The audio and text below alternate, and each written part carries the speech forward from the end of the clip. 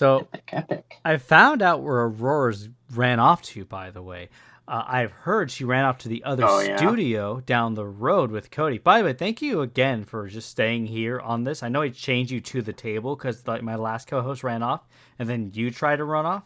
I do have to wonder why you have two studios. Like, I'm not even questioning the chain to the table part at this point. I'm just wondering why you have two studios in such close proximity. Is this a money laundering front? I mean, kind of.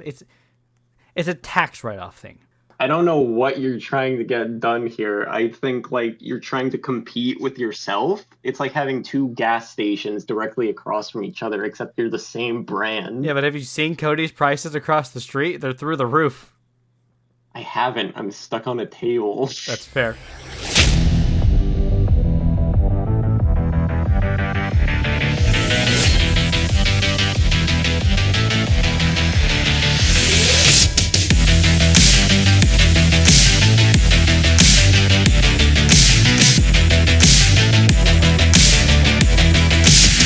Hello, everybody, and welcome. How can you expect there's no windows? You're right. Hello, everybody, and welcome back to Double Dip Draft. I am your host, Cabral. Joining me for majority of all these, actually, is... I'm Claire of the Maryland Manectrics. I've been caught. I'm now stuck on this table, but I guess I'm still doing this. Yeah. So, hi. Good to talk to everybody again. Very nice. And week 6 has been... So epic. It is week 6. Has been super interesting for the Platinum Division. And honestly, I say interesting. There's only like one or two kind of big matches I think that have really happened this week that stand out. Right. But with that being said, the previous rankings are very interesting. We have Dom and Cody very much fighting each other this week in contention for that 4th place in playoffs. And I believe Menma fights IDM this week, right? Yeah, so, that's going to be a big play for 4th slot here. I think the 3 competitors for that are going to have a tough road ahead of them. Yeah. Cody versus Dom, that's a very big match. And then Menma, if you can pull off any ground against IDM, that'd be really good for keeping your differential up, even if you incur a loss, because you still have that 7th week. Hopefully you can pull something around by then. Yeah, and other divisions... So it's a huge... Yeah. It's definitely huge. I was just going to say, in comparison, the other divisions, be sure to check out those videos, by the way. Cody and I go over the Pearl division, and then Cody and Aurora go over the Diamond division this week, not Chemith, which is interesting. But the other divisions... Okay, Platinum is more solidified in kind of that 4th spot. This one's a little up in the air, but after this week, we'll have a really good idea who goes on. Pearl's a different situation. Yeah. Pearl's a mathematical nightmare. I recommend checking out the Pearl video. I've elected not to think about this. I know I went on with you about this whole statistical tangent on the possibility of a 3-way tie in a vacuum. It's like a 1% chance that we end up with that 3-way tie, which is kind of nuts to think about.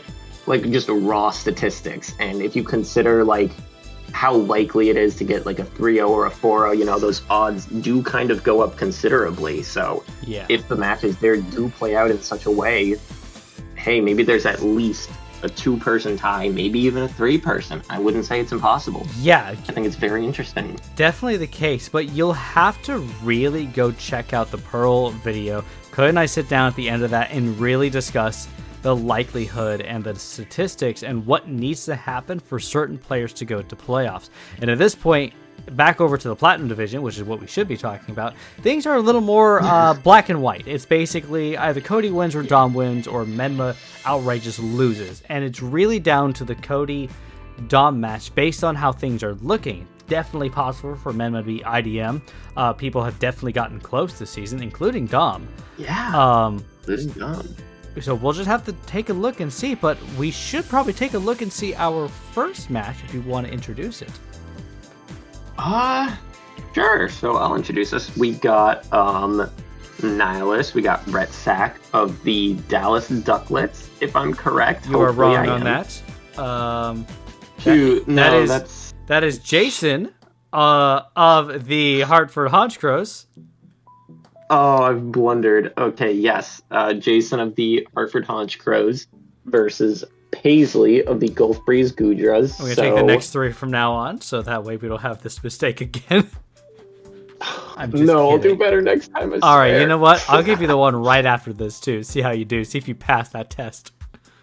Oh, thank God. Pop quiz. So, looking at the team lineup, we've got on Jason's side the ever-fearful Melmetal with its absurd offense and defense. And the ever-fearful Chatot that's come like every week with a scarf and chatter. Yeah. Blacephalon, you know what it does. It hits hard. It goes kind of fast, but it has the defenses of a wet tissue paper, so if you hit it, you'll probably kill it. It does, and of course, hit hard and die hard. Yep, and to counteract that, you do have Jellicent, Caphagrius, and Gliscor as, like, defensive powerhouses. So defense is kind of the name of the game on Jason's part right now. You know, he's got 4 incredibly defensive mons. And I would say on the other side of it, you do have Paisley, who has some kind of pretty good offensive Pokemon. You got Chinchino, you've got Hydreigon, you've got Mimikyu. Jirachi could be. Offense is the name of the game on her side, so we'll have to see if her overwhelming offense can beat his immovable defense in this match. You say immovable defense, Blacephalon is still there. Yeah, but, majority defense, so it sounds cooler, Yeah. We'll just pretend it's not there. That's fair. I'll definitely... It is kind of a stick, and if you just kind of slide Jellicent over top of it, there we go. Yeah, that's it's gone now. But with that being said, let's take a gander and see how this match played out. Paisley, of course, coming off of a pretty decent fight against Dom, suffering a loss, but doing pretty well for a first-time competitor. Straight up clicking knockoff. This is a very solid lead for Paisley. There's not a whole lot Caphagrius can do besides click knockoff. Yep. Parting shot to get on out of there, drop some attacks and everything. Hydreigon comes in. Knocking off a Roselli Berry, likely in preparation for Ribombee, which did not show up. No. So there's nothing the Roselli Berry could have done, but it's nice to have just in case. Mm-hmm. Turn doing quite a bit of damage there. Jellicent coming back in, clicking parting shot, getting that nice momentum, bringing back Hydreigon, clicking nasty plots, getting because why wouldn't you? But unfortunately, the choice band. Thankfully, Paisley is allowed to select a move here, so she does select correctly and clicks Dark Pulse. Yep, and so we're coming back, getting Intimidate, and just knocking off that attack a little more, which is nice, but that Iron Bash is doing a lot of damage. Yep. I am surprised we didn't see another parting shot there into maybe Jirachi. Yeah, might have been nice to click on, actually. Right. Now we've got Cosmic Power. Yep, Poltergeist coming in, not doing anything. Paisley clicking Nasty Plot, though, when she is banded. Yeah. And Dark Pulse would have been so good to click there. The realization sets in, but, hopefully she'll remember for the next time Hydreigon comes out. Yep. Mimikyu coming in, getting Will-O-Wisp. Very unfortunate. Yeah. But I don't think anything here wanted the burn, so something had to. Yeah. Shadow Claw still doing 45, by the way. Yeah. Shadow Sneak not doing enough. Shadow Sneak not doing anything because it's a normal type. I'm wondering why Paisley clicked Shadow Sneak. Mimikyu is faster base speed compared to Jellicent. True. Not too sure on that one. Here's the Chatter Scarf again, and it just dies. Yep. Yeah, gonna hit a fatty Ice Beam. Yeah. I think Melmetal would have been very safe on that because you're clicking Iron Bash on something and it's gonna hurt. Jason clicking Calm Mind to hopefully do something, but nope, this Hydreigon just does too much. And Paisley looking pretty decent at this point. Jirachi coming out, clicking Cosmic Power. We do find out later that Hydreigon does have a Flamethrower, and I'm wondering if it came out earlier that would have been enough to scare this thing off and do some nice damage to it. Probably, but it is banded at that point, so Jason is a little bit more confident. Yeah.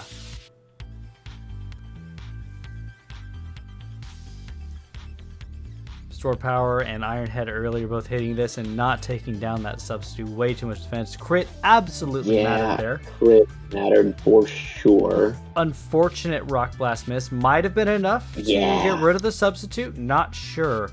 Would have been nice just because Hydreigon could have come in, clicked Flamethrower. Yes.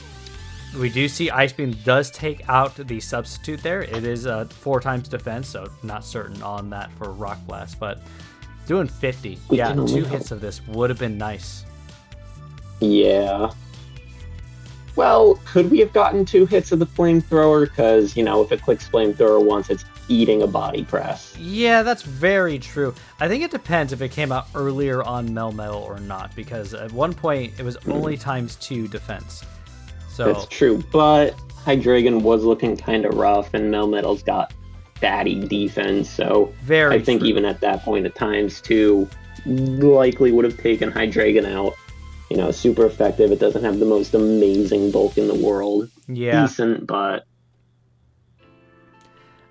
just very rough for Paisley with some of those misses, and especially the body press crit on Jirachi made such a big difference. That was unfortunate. That was so unfortunate. That was huge. Yeah, but well played by Paisley, bringing it really close.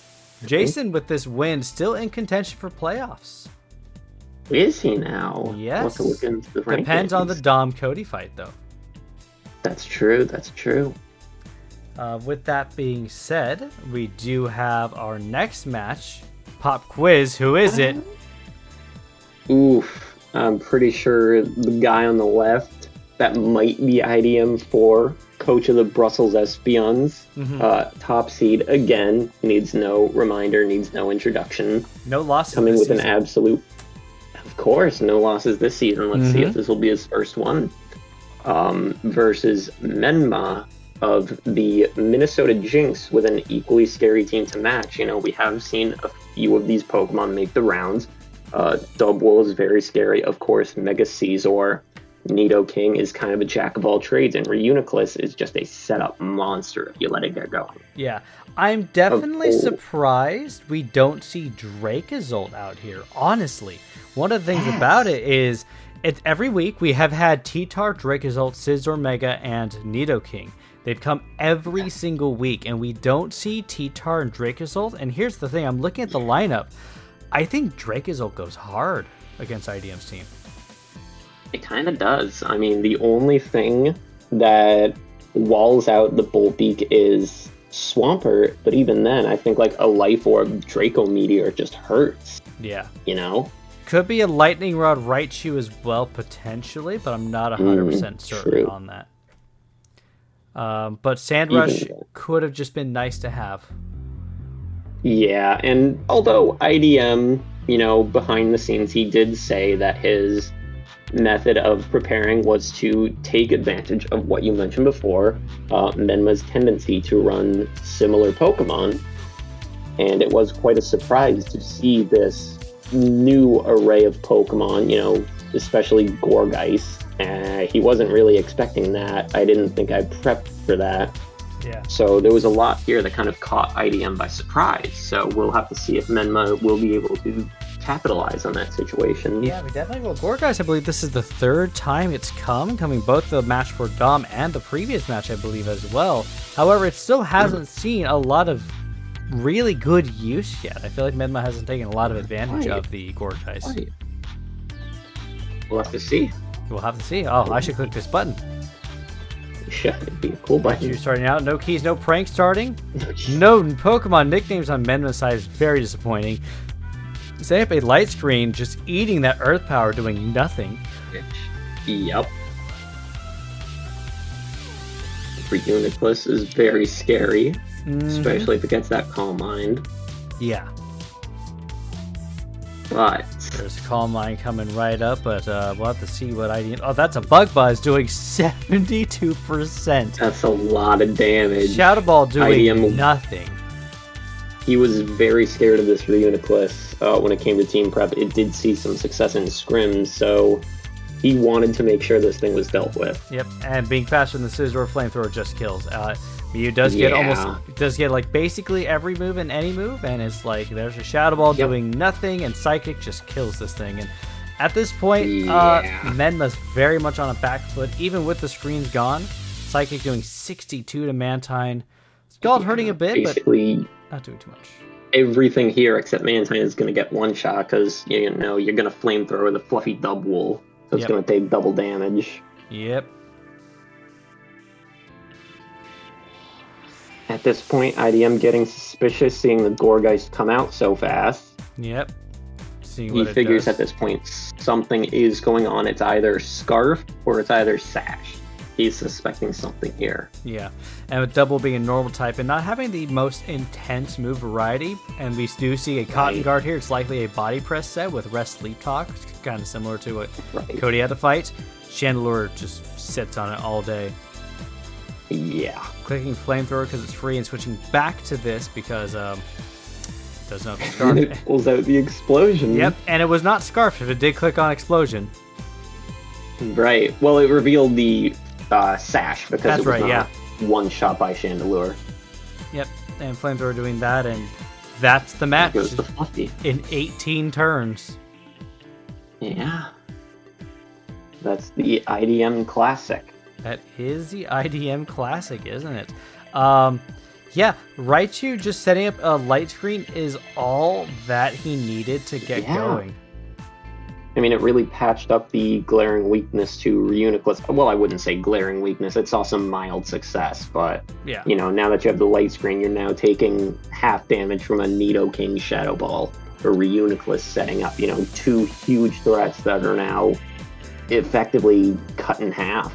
You know, now Mew can click Nasty Plot, and what's going to stop it, you know? Yeah, especially when you have the move variety of Mew, because as we saw, it just O-code 3 Pokemon, and easily could have also O-code double with that Flamethrower, and likely Gourgeist as well with that Flamethrower. Right. I guess that's just how it goes, you know, IDM comes in, does what he does. Hey, there's a reason he's undefeated, you know? Yeah, definitely true. But we do have two competitors here who are not undefeated. We do have Chemith of the Neerdowell Nidokings and Nihilus of the Dallas Duckletts. Nihilus bringing back some hail. Mega Blastoise has been putting in some decent work for him. We see Pangoro back ever since the switch. It's done so much work for him. The nice trade between him and Doodled. Really just paying off. I am surprised that we didn't see Arctozolt in this team lineup, because just looking at Cameron's draft, you know, you see the Sigilith, you see the Barbaracle, you even see the Corviknight that he didn't bring this match, anticipating the Arctozolt, actually. In many scrims, Arctozolt just does so much. You know, it has Bull Beak, it has Slush Rush, it's got Blizzard to hit for certain in the hail, so there's just so much this thing can do. So it is genuinely a surprise to not see it.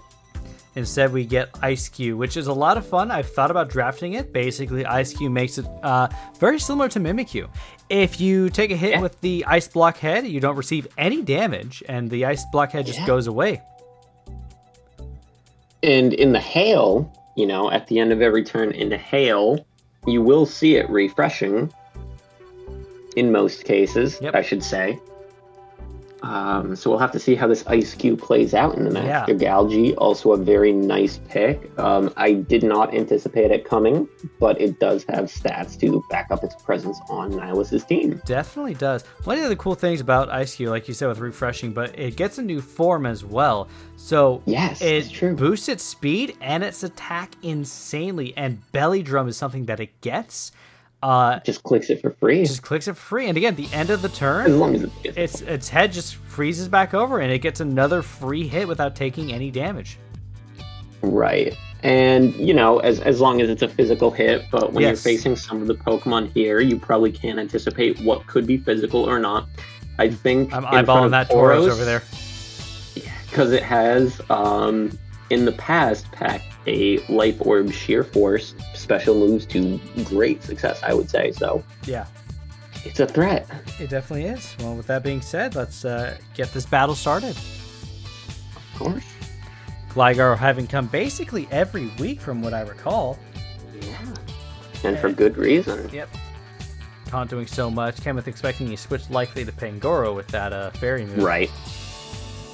Because Psychic just hurts. If it got the Spadef drop against Gligar, all of a sudden this amazingly bulky Pokemon in Nihilus' team is just shut down, anticipating the Ninetales switch in, I'm sure. Yep. Water Pulse not doing a lot. That is absolutely an Assault Vest Alolan Muck. Yeah. For good reason. The Mucks in this like double tip draft season have been doing so much work for their coaches. Of course. They've got that potential. They've got amazing bulk. They've got Poison Touch, so for the 51% poisons on Poison Jab. Yep, and then what's really nice is being Psychic type, Dark type eliminates that poison weakness for Alolan Muck. Right, and also gets rid of the Psychic weakness. Also, we're seeing right now the Gligar versus Runrigus. Yep. Not a lot going on there, but Ninetales comes out, and Ninetales does what Ninetales is one to do. Let's set up an Aurora Veil, yep. And yes. But Cameron is anticipating this because we have seen Aurora Veil a lot, not just from Nihilus. Yeah, but for people fighting Nihilus. Yeah. So, Alolan Muck does have the Brick Break to cancel that. Mm-hmm. And now without the Eviolite, Sigilyph just kind of runs wild against Gligar. Yeah, definitely does. Getting another Protect off to anticipate the Brick Break coming out. Just get some Hail Chip down. Hopefully Blizzard not will be able to kill, but anything. it doesn't. Yeah, which is really a shame. Getting that out earlier would have been really nice without the Poison Touch. Right, and Brick Break. Yeah, that's a speedy Tauros. It's likely Scarfed, however, it does naturally outspeed Ninetales with max speed investments. By 2 points, too. Icy coming in, clicking the belly drum. Unfortunately, Hail gone. Yeah. That means that this does not have a Icy Rock on it, which is unfortunate because this could have gone so far in the Hail. Yeah, like if this was an Icy Rock Alolan Ninetales, Ice Cube would have gotten that refresh. It likely could have put something like Substitute. Yep. If it did that, it would have knocked it down to 25%. Proc a Salic Berry. Yep. And now all of a sudden, I don't think it would have been a stretch to say that it kind of cleaned house. It really did, especially with what's left. As long as Tauros is gone, it depends what Silvali's type is, but likely everything else would have just died to it. And this Ice Cube, a popular set would be Reversal. Ooh, yeah. By the way, getting off that Rapid Spin earlier, really nice. You really see Nihilus taking advantage of his team to try and keep up that momentum against what Kenneth has to offer. Right. Just trying to get that little bit of speed to try and outspeed, but Tauros being Scarfed at this point is just too hard to deal with. Now, Dragalge getting Iron Defense, really fun, doing a lot of cool stuff. Right. Now, I think its only method of healing would be Rest, which I don't know if it has. Yeah. At the rate things are looking at, it likely doesn't. It does now survive a crit, then freezes. Nice. Unfortunate. Yeah. Might have gotten another kill off. At this point, though, Nihilus is way too far and back into a corner, but very rough. But could have brought down, and we might see in the rankings that, maybe a 2-0 might change how the division looks in the future. Not insofar as who's going to playoffs, but maybe the top 4 rankings. We'll have to see that when we review rankings near the end of the recap. Definitely will, but well played. Nihilus doing a good job there. A shame Arctozolt didn't come. I would have loved to see Ice Cube go off. I think it's a fun Pokemon. I think it's not been used like a lot. I think it's really cool. And I really like it. Mm-hmm. I think Nihilus has a really cool Ice Hail team, and if Ice Cube if he had one more turn of Hail, this match could have gone so much more different. Yeah, absolutely.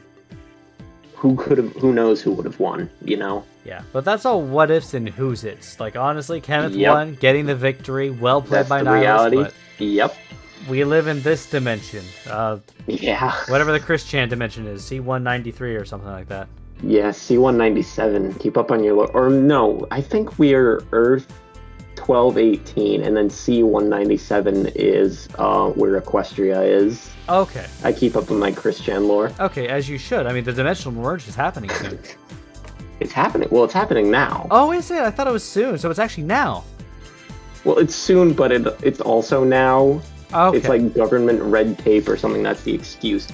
But anyways, we are moving on to our final match of the week, if I do recall correctly. Yes, and probably of course, biggest match. Introduced.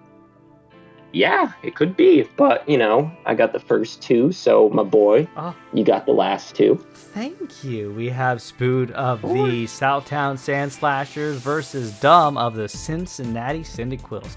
Now, with Menma having lost that fight to IDM at this point, it is down to these two for that 4th place spot. It's not impossible for either or to make it to playoffs still after this loss. However, a head-to-head is a huge difference, depending what the differential is and depending who they fight last. Dom fights Nihilus last.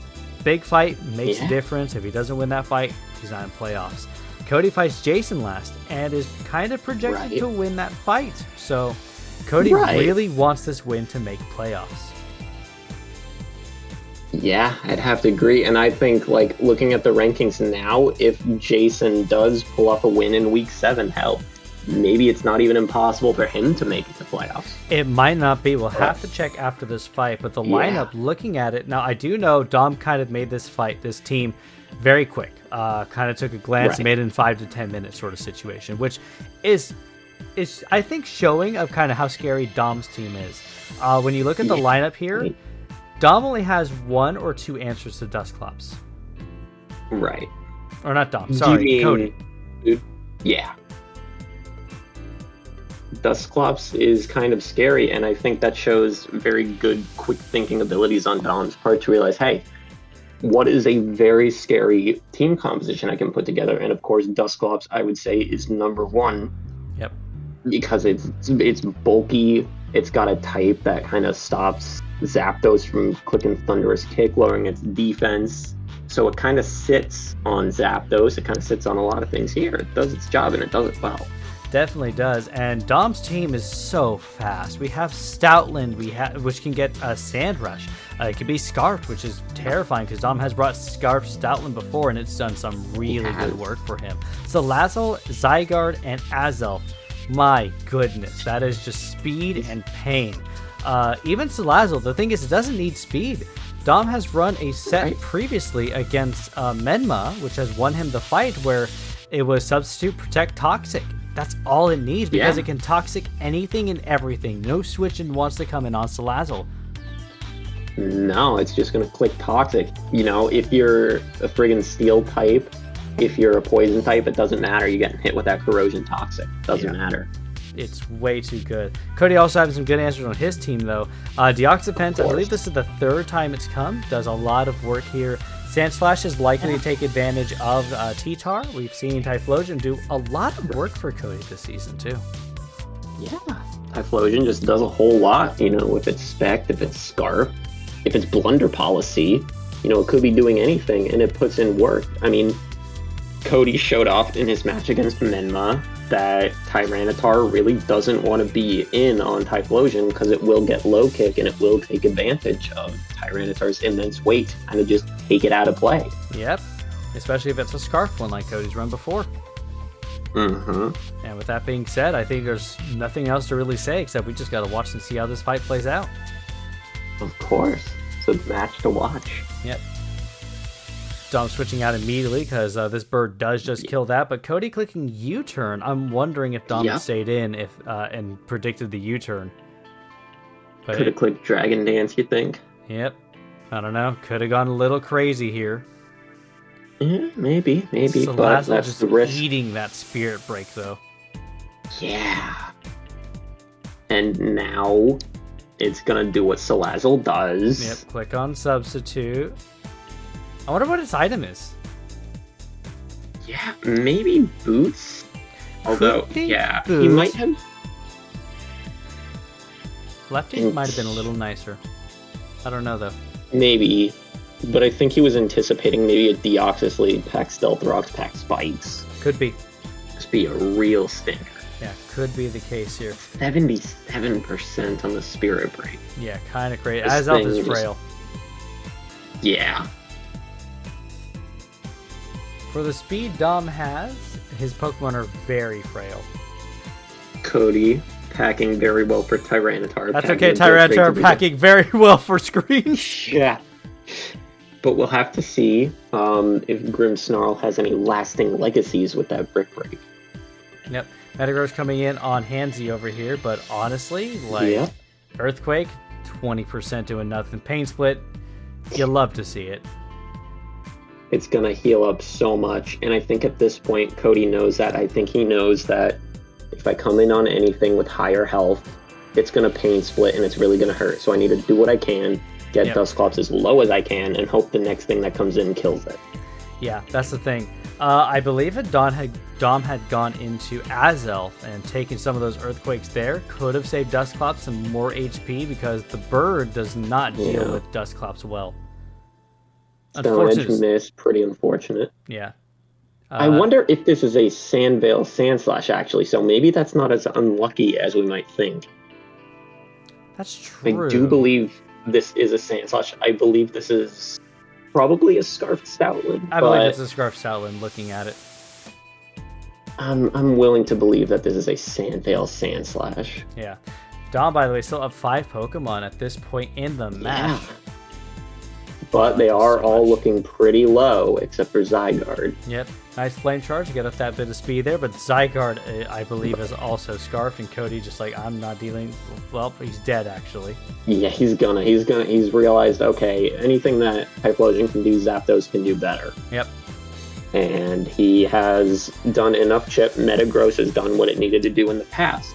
It gets Dusclops low, Zapdos takes it out. Same thing for Tyranitar. Grimmsnarl did some big damage. Yep. You know, if this was any stronger, if it had any more HP, Tyranitar could have been a big problem. Yeah, and same with Dusclops. Had Dom switched out a little earlier with the Azelf and chip that down. Also, maybe getting out T-Tar earlier just to chip this down a little further on the bird might have been really nice because it's only by 15%, and Dom could have killed it. Yeah. But the bird kills itself anyways. Yep, it would have lived if not for the unfortunate recoil. But hey, that was a very good match. I think both sides played it out very well. I think Cody was very smart with his damage rationing when it came right down to Galarian Zapdos's final hurrah in the match. It did amazing. It got like 4 kills. Something like that. It did really well. It's been doing well all season.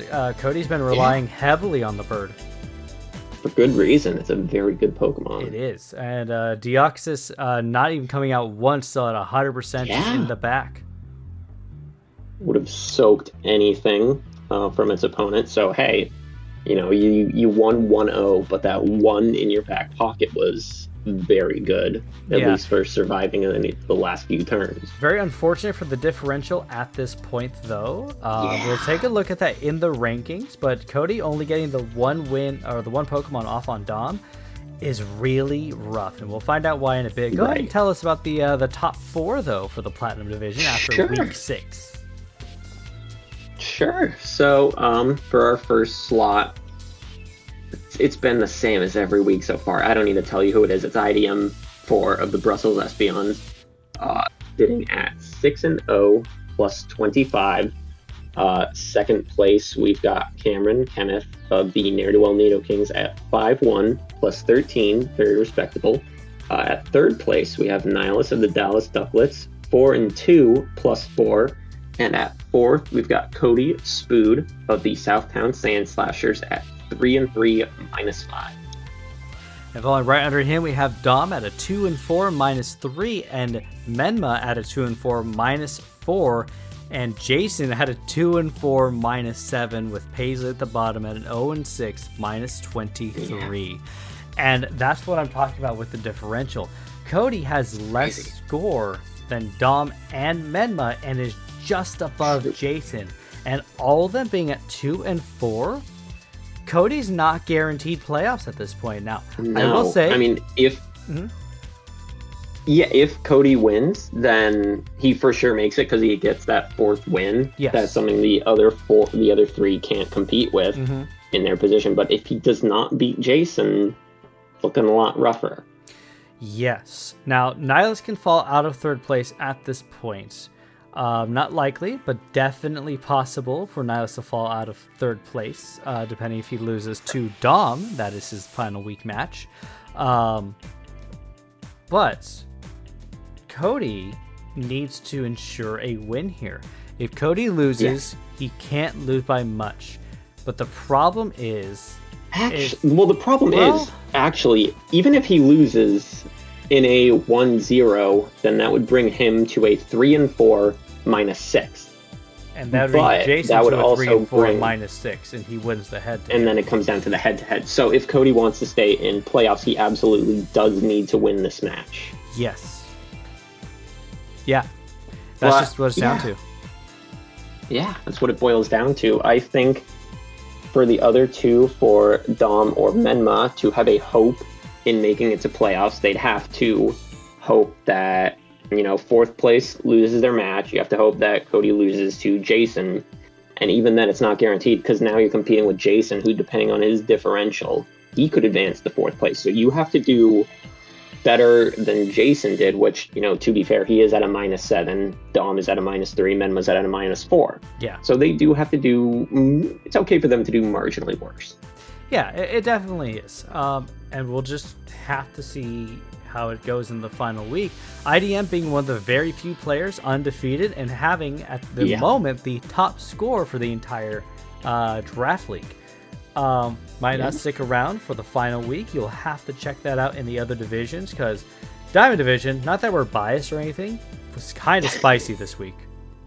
It was pretty spicy this week. I think, all of our matches were pretty good. Yeah, honestly, kind of are. And of course, there's the madness in Pearl Division that everyone's been watching. It is still utter madness. It's the division to watch. It is. All I gotta say about that. Genuinely the division to watch. With that being said, going into week 7 for playoffs, guaranteed IDM in first place. Most likely. I think IDM is the expected winner versus Chemith in that final fight. However, if Chemith pulls it through and gets a 5-0 or a 6-0, he will pull ahead into first place in Platinum. How likely that is, don't know. He does have to get a 6-0 because, as you can see here with the plus 25 and the plus 13, they are at a 12-point difference. So okay, so it has to be a 6. Got it. Yeah, it has to be a 6-0, which, I think it's possible for Cameron to beat IDM. I definitely think he has the Pokemon for it. And, as much as we hype up IDM, just like everybody else, he has taken a loss in the past. Granted, a lot less than most everybody else, but it has happened in the past. So I gotta say. IDM just has dumb luck. Look at the fight with Dom earlier this season, where Dom literally was actually... had a 25% chance to not kill Chandelure? Yeah. So, although, to be fair, I can't pin that just on luck because, as you can see in this week, IDM just had amazing game sense. If I recall correctly, there was no RNG in that match. IDM just won by setting up his Mew. He knew what to do with Mew. So he's got the game sense. He definitely does have the game sense. And that's what you got to watch. And I'm not saying everything IDM does is completely based around luck. Sometimes it feels that way, though, I'm sure, for some people. It's, what? It's called Europe luck for a reason. Yep. But that meme has been kind of brought into question quite a bit this season, specifically in the Pearl Division. Yeah. So, even Europeans have their unlucky day. Very true. One of the things as well, so IDM most likely, and I'm going to say probably a 90% chance keeps first place. Yeah. I don't think Chemith will pull it off to get first. You never know. I don't think personally it will happen. However, with the scores being the way they are, it is incredibly likely we see IDM first, Chemith second, Nihilus most likely third, could change, don't know, and it's down to 4th place. Cody's the most favored right now. Likely going to beat Jason. If he beats Jason, no question, Cody is in. Platinum Division is very solidified with 1 or 2 questions left. Diamond Division at this time in place is very much, we most likely know who's going on. We just don't know yet for sure. Yes. And then there's Pearl Division. You know, I've said this before. I'll say it again. You know, I'm gonna have to see a match or two because just speculating at this point makes my brain hurt, man. You know, there's so many different things going on here. It just hurts my. Crazy is in Pearl. If you're in 6th, 5th, or 4th, if you lose, you can still make it to playoffs, and that's what's insane. Everyone, you need to go check out the Pearl Division video. It is insane and crazy. And week 7, I think, is going to be the week for Pearl Division to watch. I know we've been saying that every week, but for Pearl Division, like the other divisions are great, they're fun. Of course, come back and check us out next week for week 7. But Pearl, please check that out and watch what happens. That is where we just don't know from 2nd to 6th place. I don't think we've had another season of this sort of level of like who can make it. I think this might be the biggest week in the division. You know, I joined out season 4, so maybe I'm not qualified to make this assertion, but with so many different moving pieces, this might be one of the most exciting weeks in the division. Yeah, for sure. And don't forget, new boy Jake, he's got to fight Woody for his last match in the whole league. That's exciting. Every match, there is no not fun match in Pearl Division this next week. No, there's not. I mean, this is just the division to watch for week 7. I'm excited to see.